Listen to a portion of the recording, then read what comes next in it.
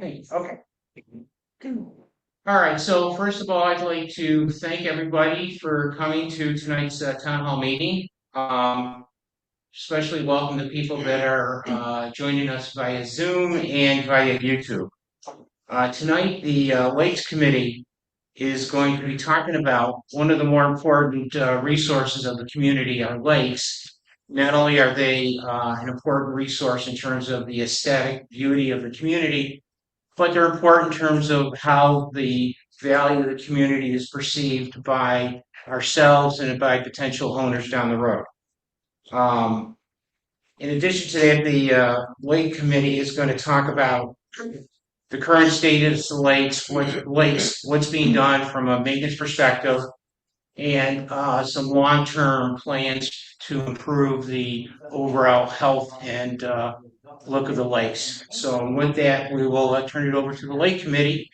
One logistical note, we're going to ask the Lake Committee to go through their presentation. Then we will open it up for Q&A for the participants here locally in the Pelican Building. And then we will open it up for Q&A from the remote participants via Zoom.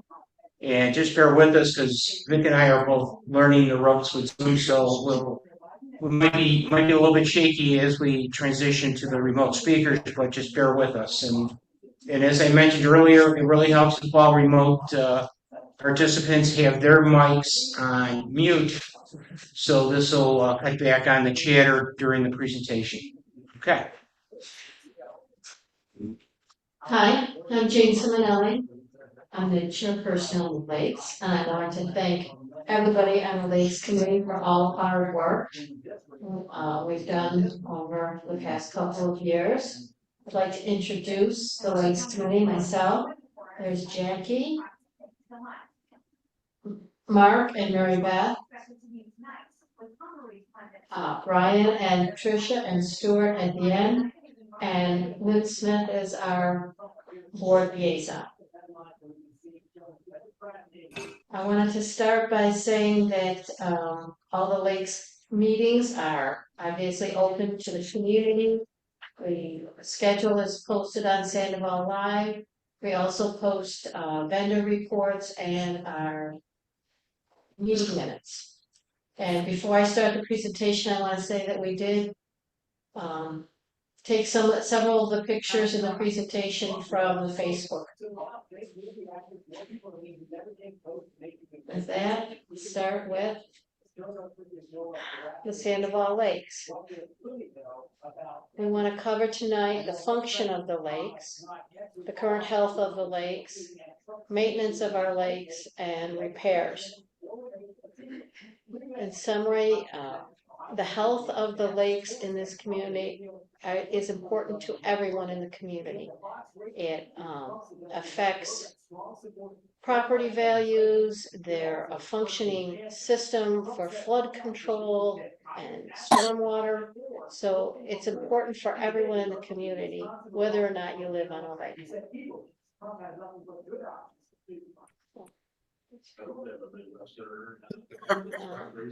So first of all, the function of the Sandoval Lakes.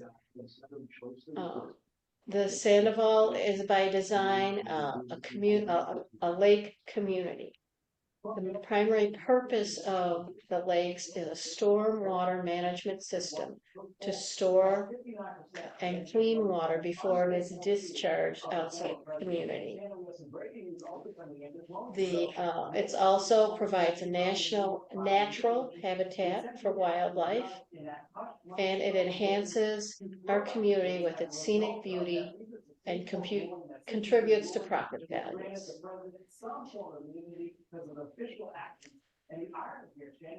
So you can see that there's 25 lakes in the community. 23 of them are what are the flood control system. 2 of the lakes were pre-existing quarries. They're not part of the flood control system. They are engineered, they're all interconnected so that the water level equalizes before it drains out into the canal system.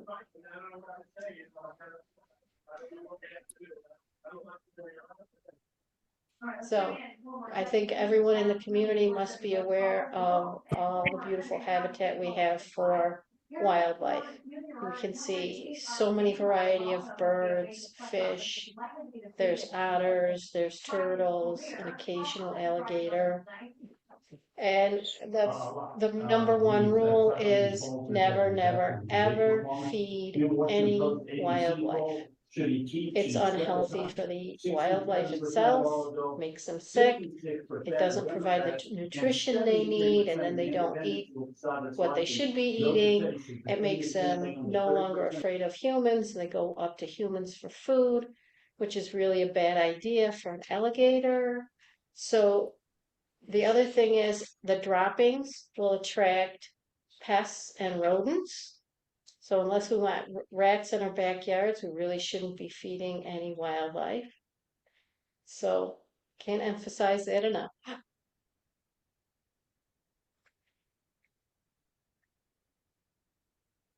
So this again, the beauty of these lakes, and it does enhance the quality of life here in Sandoval.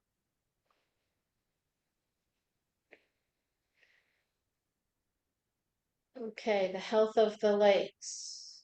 The lakes make up an ecosystem. The quality of the water, the littorals, and the shoreline make up the health of the lake. Natural events such as weather and storms, I'm sure we're all aware, affects the lakes. Landscape maintenance such as fertilization, irrigation, cutting and trimming directly influence the lakes.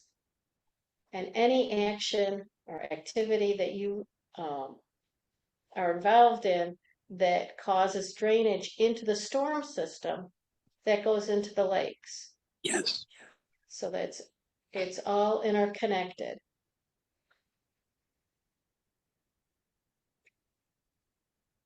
Okay. So the first part is the health of the water. The aeration is important to the health of the water. We've got the fountain and then the bubbler systems. The bubblers and the fountain are important because they bring oxygen into the water, which plants and fish need.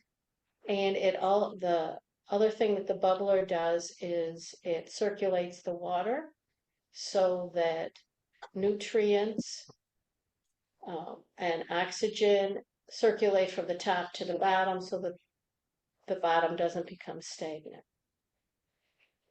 Then there's algae.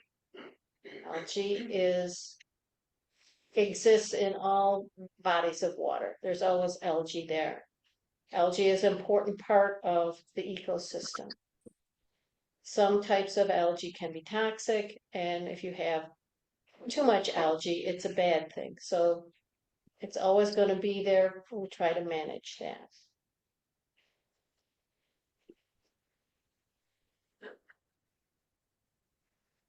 Littorals are plants that grow in our lakes.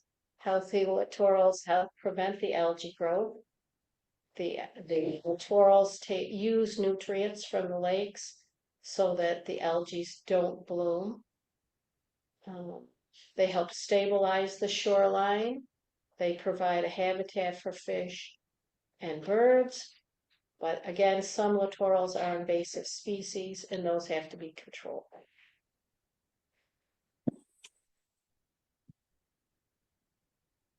The health of the shorelines. So the grade and depth of the lakes affects the functioning of the lakes. The escarpment is the drop off along the shoreline. The recommended escarpment is 9 inches or less, set by the South Florida Water District. A high escarpment compromises the effectiveness of the shoreline in flood control and the protection of the lake itself. Increased escarpment can lead to reduced property boundaries and increased debris and soil runoff into the lake.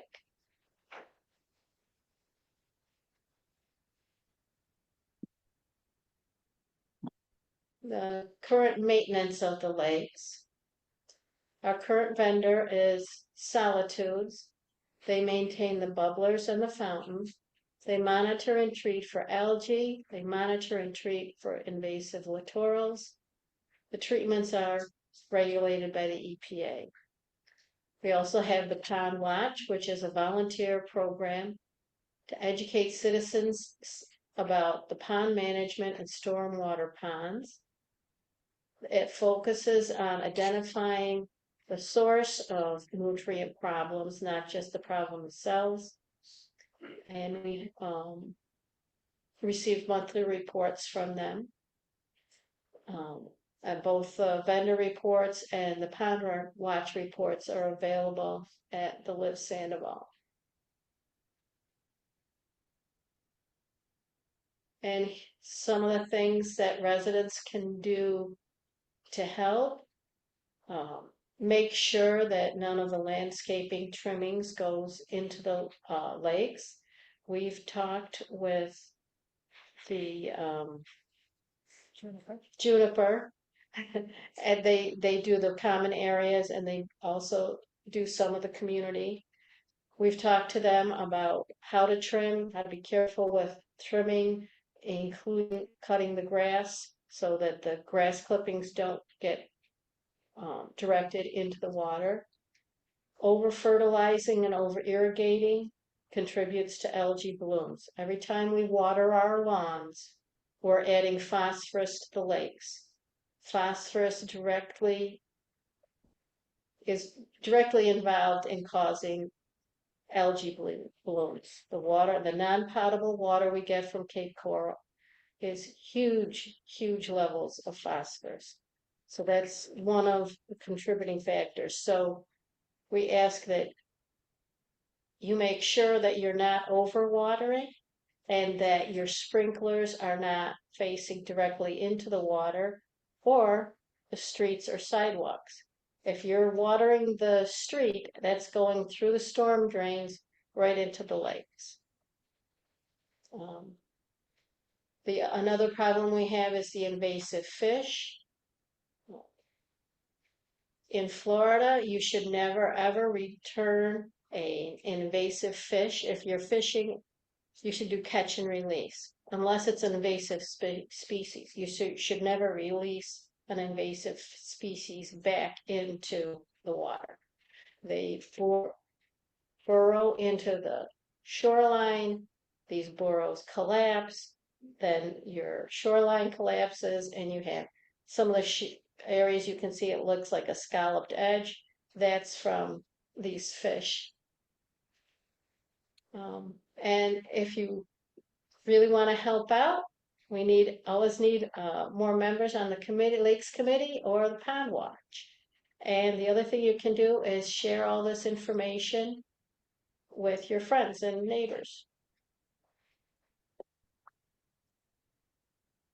So we wanted to talk about the repair of the lakes. This is some of the pictures of some of the escarpments that we have around the community. Again, it should be 9 inches, and several lakes have more than 9-inch escarpment, as you can see in these photos. Some of it, and some of this is has happened over several year period. Storms and runoff contribute to erosion. Lack of littorals can contribute. Over trimming or edging the turf along the shoreline contributes to deterioration and erosion. So we want to keep planting beneficial littorals. We want to help remove invasive fish. You want to maintain the quality of the turf along the shoreline and repair the shorelines where the escarpment is high. Here's some more pictures of the escarpments around the community.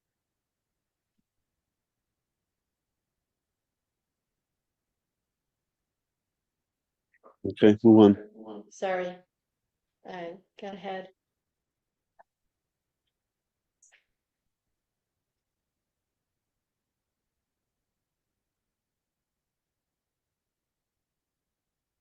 Okay? Mm-hmm.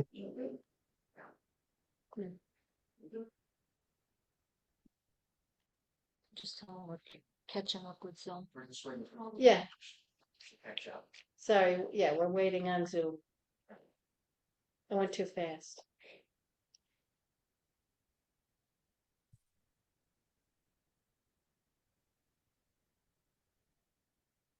Okay. So, in evaluating the erosion situation, the Lakes Committee reviewed the shorelines. We had 3 vendors review the shorelines and provide quotes. These pictures are maps that one of the vendors provided with us. I know it's hard to see the little numbers, but they actually went around several of our lakes and measured the escarpment so that you could see, get the whole picture of a lake, what the level of escarpment is. And we use that to help develop an RFP. Next. There we go. So we looked at some different types of erosion repair. There's soil and fill with sod, open cell stabilization, riprap, a shell system, and socks or turf reinforcement mat. The soil and fill with sod is basically bringing in fill, putting sod there. It's not really a long-term solution. It's only suggested to last for a couple of years. Open cell stabilization is a honeycomb of plastic tubes that are then filled, and they tend to be visible, so it's not really recommended for a residential area unless you like to see plastic tubes. Riprap is bringing in large rocks and the cost is prohibited there. Then, so we looked in more detail into the shell system, which brings in a proprietary mix of fill and clay, and then a layer of crushed shell on top of that, and then they plant littorals, as you can see in the slide, well, to the left. And then the one to the right is the socks or turf reinforcement mat.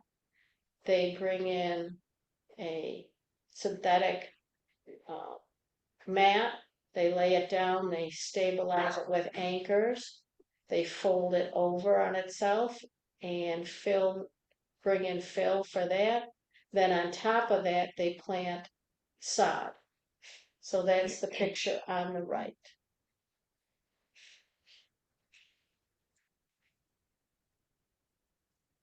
So here's the last slide. We were looking for the most economical, long-term solution for addressing erosion in the Sandoval Lakes. It involved several key steps. The Lake Committee addressed all the shorelines across Sandoval, a total of 57,000 linear feet. We identified 10 lakes with erosion issues. We had 3 vendors come in and review those 10 lakes and give us repair estimates for those 10 lakes. We wanted to include a large number of lakes to see where the cost was going and to see what the vendors were recommending, how much repair. We then took the information from those 10 lakes and developed a detailed RFP to address 1,000 linear feet for shoreline repair in the current year. We got quotes from the 3 vendors again for the 1,000 linear feet, and those are the range in prices, 87,000 to 138,000. Based on a thorough evaluation, the committee unanimously recommended that we use Seabreeze with their shell system for shoreline repair, covering the entire shoreline of Lake 16 for 1,190 linear feet for a total of 101,930, including permit fees. A recommendation has been forwarded to the Board of Directors for consideration and presented to the Budget Committee. The 2024 budget had allowed 71,855 for erosion repair, resulting in a shortfall of $30,000. The Finance Committee is currently reviewing the reserve budget to find options for covering the short. Additionally, the committee is actively developing a long-term plan for shoreline repair and maintenance, which will be incorporated into the upcoming reserve study later this year. So that's the end of our presentation. Okay, so before we have attendees ask questions, I've got two I'd like the Lake Committee to address. The first one is, what's Lake 16? It's the lake by the pickleball and tennis courts. Okay, It's the triangular one.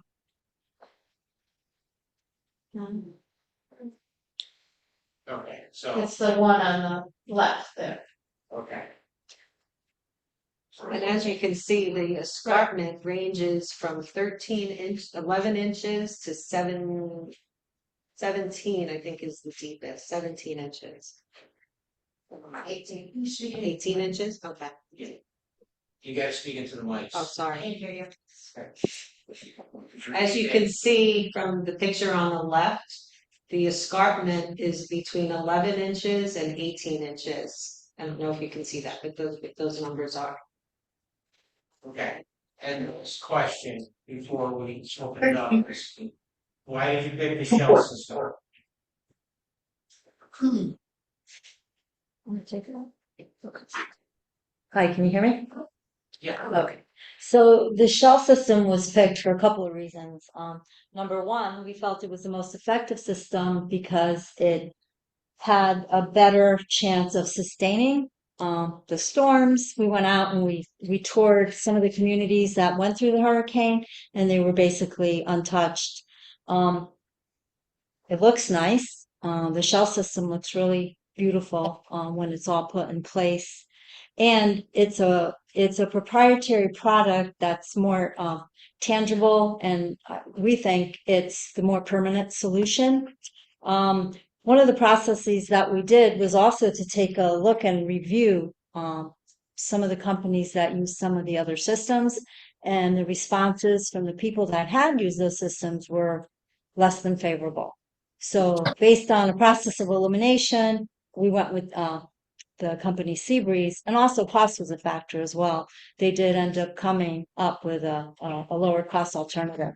So those are some of the reasons why we went with that, or we're making that recommendation.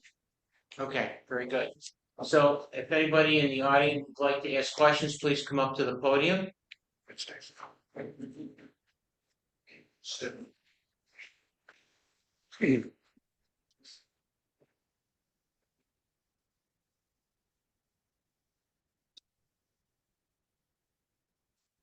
Yeah, how many linear feet of lake do we have? Would you introduce yourself? Oh. I'm Lois, I live on Vario, and I think that's our lake right there. So the first question is, how many linear feet altogether do we have? Out of all All the lakes. the lakes. 57,140. Oh, okay, I see it up there.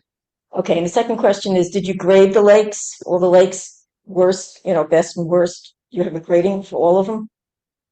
And I know that we graded them, we reviewed them all and wrote down those that had larger or lesser escarpments, yes. Right, so we went by the 9-inch escarpment. So anything above 9 inches, those were the lakes that and there clearly are some that are worse than others. So is that listed somewhere? How you graded them? I did do a report, I can make that available. Yeah, I'm just curious. Yeah, and also too, the vendors that were looking at providing us proposals went out there and looked at them and the measurements. And we have pictures of every lake so that you can see what the escarpment is in inches in diameter. Okay, that's And it. Thank you. we think that when we looked at this particular shell system and decided on Lake 16, clearly the escarpment, ranged from 11 to 18 inches, which is pretty significant. When we looked at other lakes, some may have had a higher escarpment. However, the total linear feet is a lot more than what we wanted to stay within, kind of like 1,100 linear feet. And so if we would have gone with maybe another lake that had a higher escarpment, it may have just been a section.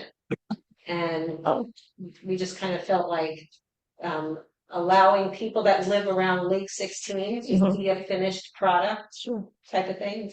We just kind of thought that would be And it's also, we felt it's very visible to the community. right. So not just the people that live around one lake are just gonna see what it looks like. So This is very everyone can see it. visible for anybody that's coming to the community center is gonna see that, it's right on the parkway. It's on the pathway. Oh, okay. Okay, thank you. Do we have anyone else from the audience? Or Chuck? Go ahead. Hi, Chuck Keel, 2573 Sandoval Parkway. I have a question and a comment. Lake 16 was selected. Was there two-part question. There was another lake that was considered besides 16? And also, the other second part of my question is the discussion on how long like each lake would take to do the construction. Yes, so one of the, obviously, we started with 10 lakes that we think need some repair, some degree of repair. We narrowed it down to 4 that we thought had a significant amount of repair they needed. So one of the other ones that has severe repair that needs to be addressed is Lake 19, which is the one across from the small dump. That has quite a high escarpment along one side. The reason, again, that we went with 16 was we felt that this is more visible so everybody can see what it looks like, because it is going to change the look of the shoreline. The other thing, we had considered doing smaller sections on several lakes to add up to 1,000 linear feet. But you have basically a setup charge when they're coming in to do the job. So if you give them all in one spot, there's one setup charge instead of setting up this lake and setting up over there. So we save some money by going with one location, one continuous shoreline. What else? Great, thank you. And my comment is, as general manager, all of the committees are near and dear to my heart, but I want to applaud this committee for all the work that they put into looking and research and visits to other properties, and I appreciate all the work that you put in. Thanks. Tom, you got questions? Oh, of course, I got. It's fire. You have to think of it, like, It's gonna turn off. so Thomas Robertson, and I live on Woodbourne.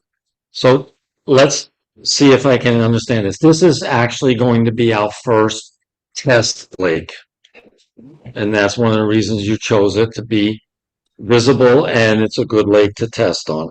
So the shells that are going to be there, it sounded like you were comfortable that they don't wash away.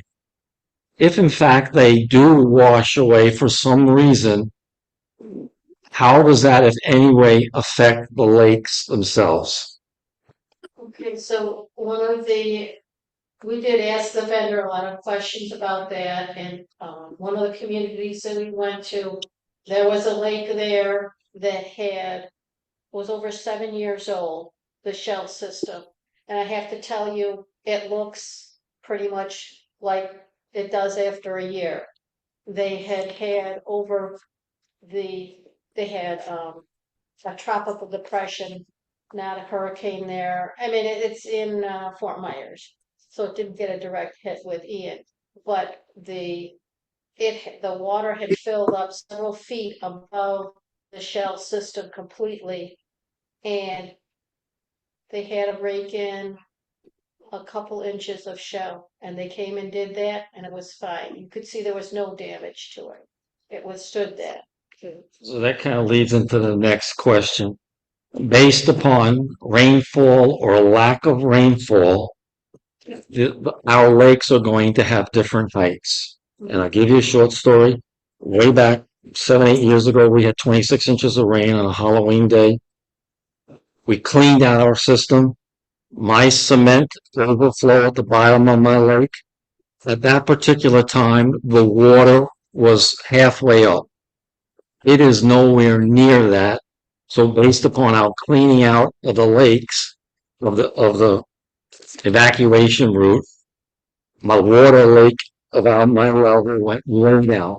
So there is mud extended way further than it is. So my height has changed. So if we don't get as much rain and our lakes go down, or we get a tremendous amount of rain and our lakes go up, how does that affect what we're trying to do?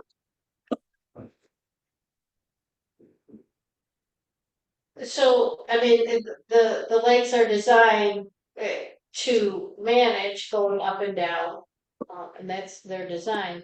Are you asking how the shell system will be impacted by that? Shell or any other system that we put in. Yeah, I mean, they're specifically meant to withstand the water going up. Now, if the water, I don't know if the water level rises permanently, I don't know. If you're gonna have a new shoreline, and it doesn't matter what kind of repair, you're gonna have a new shoreline, if that's what you mean, that it's gonna be up above where the shell system is. The other case is if we continue to get less water and our lakes go down, what does that mean?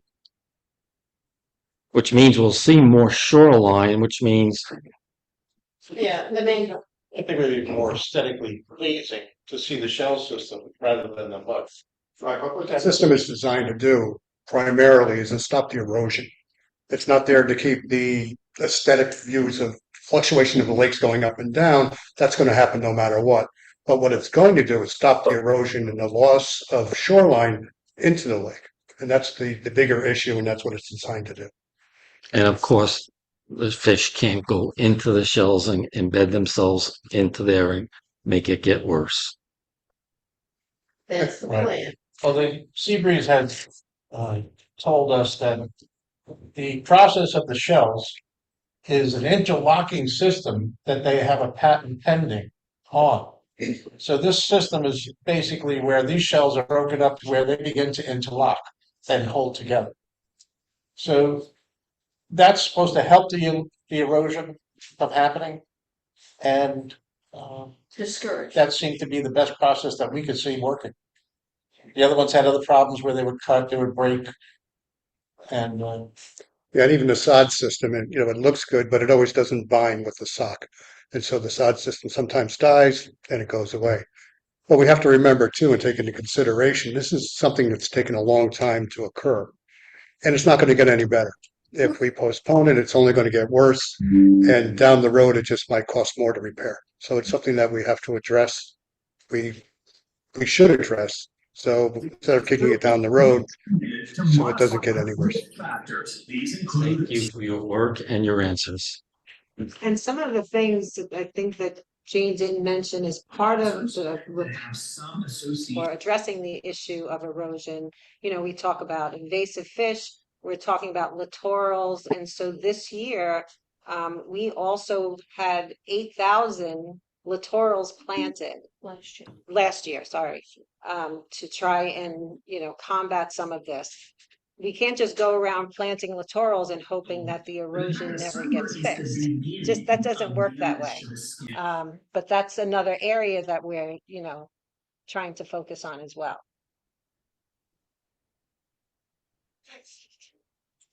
We have another question from the audience. Hello. I'm Pooja. The shell system looks like it works really good, but you could definitely see it. There's definitely a difference. I know you're trying to do a whole lake so everybody can see it, and maybe this is getting way down the road or whatever, but I don't know how much you've talked to the board about how far they're going to get behind this or whatever. Like you said, possibly doing portions of a lake. I think it would look worse if you did just a short portion of a lake with the shell system, um, just a half of it or a quarter of it or whatever. And is the board and the finance committee and everybody going to be behind it to fix every single lake that needs to be fixed the same way? Because if you go to one of those bigger lakes and you don't have enough money to do the whole thing, you're going to have a half a lake with a shell system. And I think that's not going to look very good. So my question would be is like, how far have you gone with deciding how many lakes you're going to be able to fix before you go with something that's very visual that you can see? We may have one lake that looks beautiful and then next year we don't have enough money to do a whole lake again, and now we got a half a lake with a shell system. It's just a point of view that I mean, when I saw the picture of what it looks like, that's what I was thinking. So I don't know if you can answer that, or maybe somebody from the board can answer the question. I don't know, but how well are they behind you with doing this? I know it's kind of the beginning, and you're trying to get the money for the first lake, but have you thought of that as you're deciding which type of system you want to use? That would be my question. So that's a great question. Of course, money's always a factor, right? So we had to start somewhere, and one of the reasons why we went with the entire lake and not just a piece of it is because you want to see what the finished product is going to look like. And so then the next step would obviously be reevaluating for next year to see what is going to be allocated to fix the next lake and the next lake after that. And then also, of course, this isn't a one thing done by the lake committee, making a proposal, putting in place. There's going to be a whole education process behind maintaining the quality of the lakes and how can the homeowners get involved? How can we get everybody involved in educating? There was a slide there on what some of the homeowners can do. So that's going to be a key factor as well. So I guess to answer your question, short or long way, it's a work in progress, and we're going to have to address it as we go through it. But it's a costly venture for sure, but it's one that needs to be done because the beauty of the lakes is something that we need to take care of. I can't speak for the entire board from the finance committee, and from my standpoint, we have an issue with the lakes and we have to address it. And we may not be able to say next year we're going to repair every lake that needs to be repaired, but I think we have to take a serious look into what we can do for the lakes. And I agree with you that we can't just patch one or two lakes. We got to address each lake in its entirety. And we looked at several systems, like we mentioned. We looked at the SOC system as well. And when we went to visit other places that had these systems in place, I mean, I wasn't a big fan of SOCs. However, when I went to communities that had it, and within the last, they had it for 4 or 5 years or whatever, I mean, few of us were pretty impressed with the way that it looked. So, I mean, there are other options there. We felt like this one for this particular lake, number one, looked nice, but it was actually the most cost effective. And that's always in all of our minds. So, there's certainly other options that we, Well, when we're at that point, that's when we, can make other decisions. and the other thing, one of the sites that we did visit, well, more than one, they had the shell system in just sections. And we were concerned, how does that look? And I think we all agreed that even just doing, and when you say a small section, this is not, neither of these solutions are practical to come in and do 20 or 30 feet. they don't do that. These companies, to bring in this and their whole system, they want to do 50 or 100 or 500 feet at a time. So, and as I say, the shell system, when it was done on 100 feet in a lake, we thought it looked fine. I can find more of those pictures, but we didn't think it looked odd. It didn't look spotted or anything. It blended well. in well with what was there. As the liaison from the board, I will echo what I was going to say, exactly what Jane said. We had kind of decided that the partial shells probably wasn't what we wanted. We were surprised. So having that honor to see it in action, and actually on one of those visits, had the opportunity to talk to a few people who lived in that community, and told us about how they really liked how it looked. The partial shells, surprisingly, were much more attractive than any of us, upon embarking on that visit to that area, had expected. And it had been there for quite some time, and it still looked very good. Any other questions from the audience here before we switch over to the Zoom participants?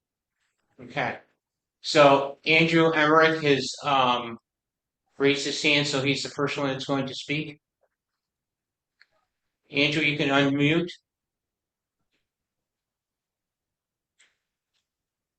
Thank you very much to the Lake Committee for your hard efforts on this.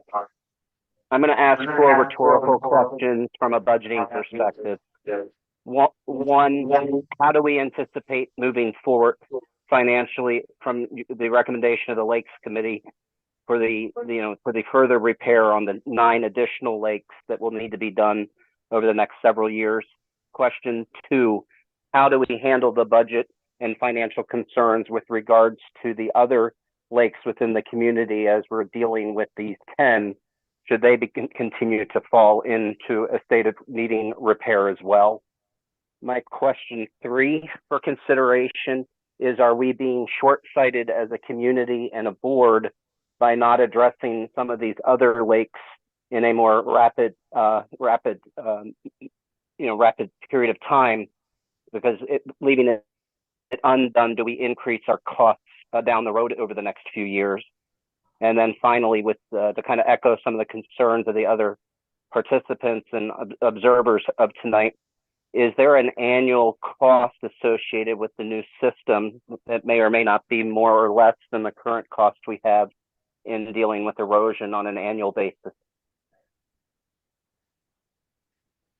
Those are more my questions. I'm sorry I fired them off 4 at once, but from a budgeting perspective, I think this is an important 4 questions to be aware of. Okay, so I'll answer the last one first. There's with either of these systems, there's not an ongoing annual fee or monthly fee or maintenance. The shell system, the only thing that they've said has ever happened is a few lit shells, and when they say a few, they just use the rake, pull them back up, and it's all set. And we have to negotiate a final contract, but that would be under warranty. So these systems don't add to the maintenance costs in an ongoing basis. To your question, the Lakes Committee, we focused on getting our proposal in for this year, but as I said, that's why we went around to all the shorelines, selected 10 lakes, so that we can put together a long-term plan to address all the shorelines that need to be repaired. We have not finalized that, as again, we were focusing on getting this proposal in, but we certainly plan on having a plan, a long-term plan, to be ready for the budget process for the Next year. What's the budget? 2025. So, Andrew, this is Bill Simonelli. I just want to add, this will be one of the key things that we'll be discussing with the reserve study that's going to commence in a couple months.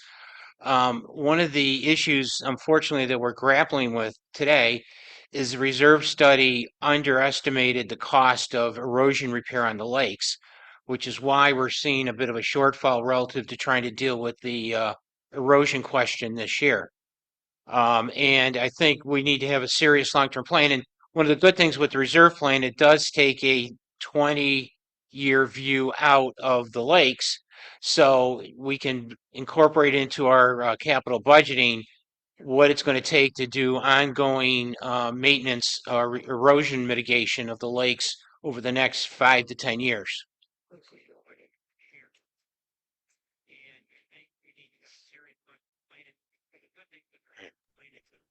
Thank you, Bill.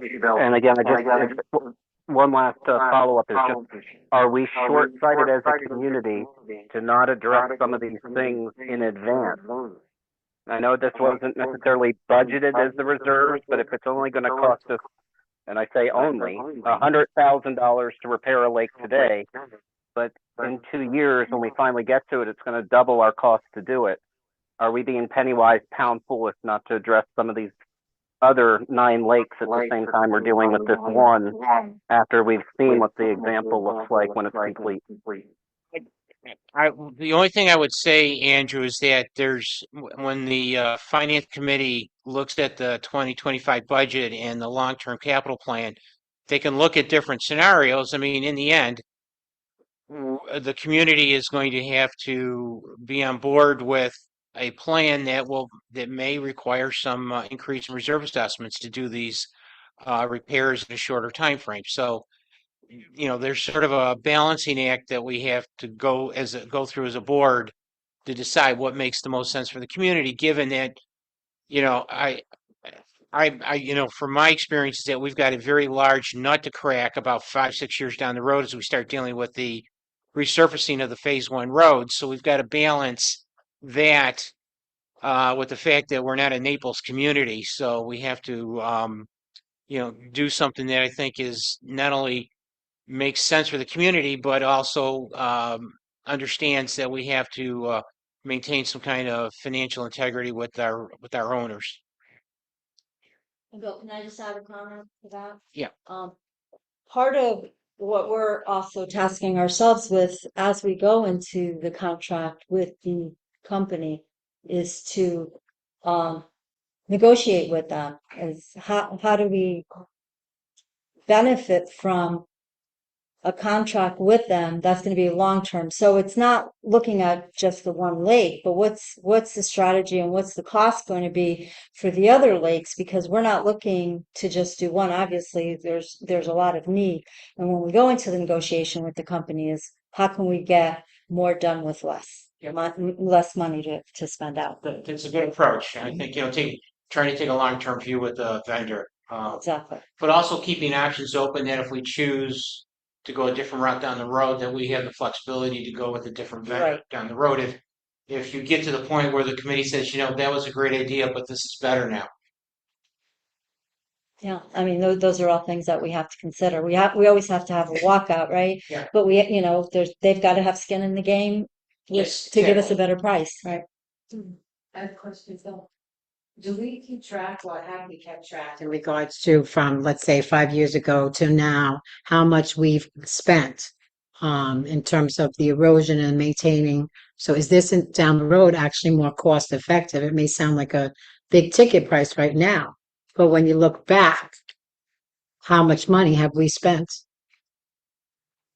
I am only familiar with our capital spend plan from the previous 3 years, so I'm sure that documentation is available for research that we can go pull that together. We do have a good example of what SOX cost because we put a large investment into a SOX repair project for Calypso Lake. We have already. For Hurricane Ian. Okay. That was part of the Hurricane Ian assessment. So we've got that as a comparison also to look at that in terms of what these projects will cost. Okay. We have another speaker, remote. iPad 111. I'm going to ask you to unmute and speak now. Okay, hi. Hi, can you I'm identify yourself and your address? Yes, I'm Nancy and I live in Belleville Court on the Anguilla Belleville Lake. And I'm wondering, last year I know you planted those littorals because I remember seeing people out there planting something along the shoreline, and I never saw anything grow. So I'm just wondering how successful that project was. And then after that, I have another question in regard to what I can do personally in helping get rid of the invasive fish. But I'm wondering, how successful was that littoral project? Okay, so we planted 8,500 littorals on 5 lakes last year. And really, I've looked at those lakes now, and all but one seems to have pretty good littorals growing now. There's one lake, and I don't remember which one it is. It must be mine. And it did not grow at all. I mean, and I've had 2 vendors out to look at it to try to figure out why those littorals did not grow. There is quite a bit of a rocky shoreline there. So obviously the littorals don't grow in rocks. The other thing is, even where it looks sandy, if you actually feel down, there's only like a half an inch of sand and soil there, and it's rock. But we are still evaluating what happened with that project, exactly how much littorals came through and where they didn't and why. So we're still investigating that. Okay, so my other question is, I have to lower the iPad because I'm getting an echo. Anyway, okay, so for me as a resident, I normally don't fish unless my grandkids are here, but I know that there's some invasive fish in the lakes. And if that can help to get rid of the invasive fish, is there any way that Chuck can post pictures of the invasive fish in his newsletter every week? Because if I go out there, I don't know if I'm catching a bass. I mean, I know a catfish, but I don't know what a tilapia looks like versus a bass. I'm not a fisherman, but I would get out there with my fishing pole and throw a couple worms on it and try to catch some and throw them away. I mean, isn't that how you can get the residents involved other than having a fishing tournament? Or have more than one fishing tournament, have a block fishing tournament and see which block catches the most fish. Oh, funny you should ask. Sue, do you want to address it? Talk to that? We'll talk about it. Well, I was just on your lake on Tuesday. Oh, I'm Stu Settler. He's our invasive fish expert. Not an expert, but I walked around quite a few of the lakes already. I was on your lake on Tuesday evening. And you do have a big problem with the catfish as well as the tilapia that I've seen. There's a few that are worse. There are a few that are better than your lake. And all I could say is go online, download a picture of the tilapia and the cichlids, especially the Mayan cichlids. You probably got those in your lake too. I didn't see them. But it publish those.